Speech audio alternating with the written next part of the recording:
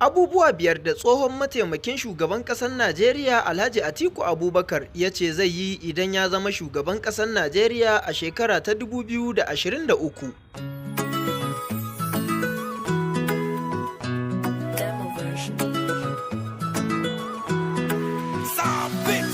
Masu kallonmu da sauraronmu barkanmu da sake kasancewa da ku a wannan tasha mai albarka ta Muleka Kannywood TV. Tasha ce wacce aka kirkire ta domin kawo muku labarai da kuma al'amura na yau da kullun da duk wani abubuwa da ke faruwa a ƙasar Najeriya da ma faɗin Afirka baki ɗaya. Kamar kullum wannan tasha yau ma ta zo muku da labari kai tsaye daga bakin ɗan takarar shugaban ƙasa Alhaji Atiku Abubakar. Amma kamun nan, idan wannan shine ziyartar ku na farko a wannan tasha mai albarka ta Muleka Kannywood TV, to muna mai roƙonku da ku yi mana subscribing kana ku danna ƙararrawa domin hakan shi zai ba ku damar kallon dukkan labaran da muke ɗorawa a kowane lokaci. Ga cikakkun labaran kamar haka.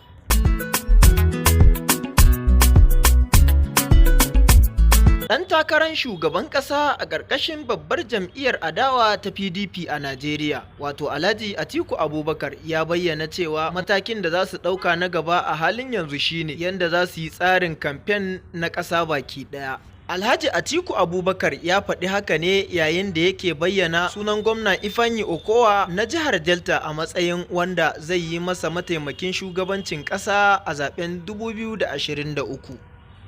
Atiku Abubakar ya shaidawa tashar Muleka Kannywood TV cewa zai mayar da hankali kan abubuwa biyar idan ya zama shugaban Najeriya. Dawo da zaman lafiya a ƙasar baki ɗaya. Ya ce babban ƙalubalen da ake ganin Najeriya ke fuskanta cikin shekarar nan shine matsalar tsaro, kama daga tayar da ƙayan baya na 'yan Boko Haram da ISWAP, sai kuma matsalar barayin daji da ke sace mutane suna neman kuɗin fansa da su, da kuma rikicin Fulani makiyaya da manoma, da 'yan sara suka da rikicin kabilanci musamman tsakanin 'yan arewa da kudancin ƙasar baki ɗaya. Alhaji Atiku Abubakar ya ce abu na uku kuwa shine zai farfado da tattalin arzikin ƙasar. Ya ce tattalin arzikin Najeriya na fuskantar koma baya a ɗan tsakanin nan. Masana tattalin arziki sun nuna a shekarar 2020 an samu koma baya da kusan kaso 4 cikin 100. Kuma tun daga wannan lokaci lamarin ke ƙara taɓarɓarewa. Ana danganta alaƙar da faɗuwar darajar man fetur a kasuwannin duniya da ɓarkewar annobar corona da duniya ta yi fama da ita tun daga shekarar 2020, da kuma tsadar rayuwa musamman ma kayan masarufi da na bukatun yau da kullum na ƙara jefa 'yan Najeriya cikin halin ha'ula'i.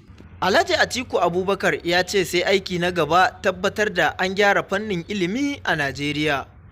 Ya ce wasu na ganin cewa fannin ilimi a Najeriya ya durkushe ne tun daga matakin firamare har zuwa jami'a. Rashin kayan aiki da ingantattun malamai domin koyarwa, da lalacewar gine-ginen wasu makarantu da korar malamai daga bakin aikinsu bisa hujjar rashin cancantar koyarwa na ciwa 'yan Najeriya tuwo a ƙwarya.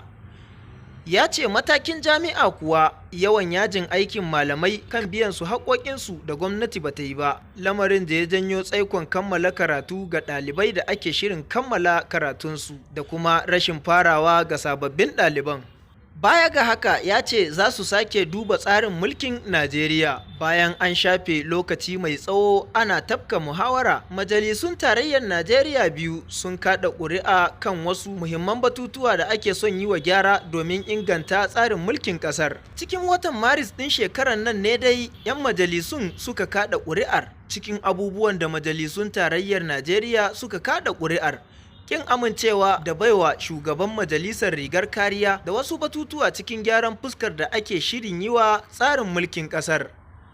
Bayan kammala zaben fidda gwani na jam'iyyar PDP, an samu rarrabuwar kawuna tsakanin 'ya'yanta, amma Alhaji Atiku Abubakar ya ce tuni suka kafa kwamiti na musamman da za su duba wannan matsalar domin su tabbatar da samun zaman lafiya da haɗin kai tsakanin 'ya'yan jam'iyyar ta PDP.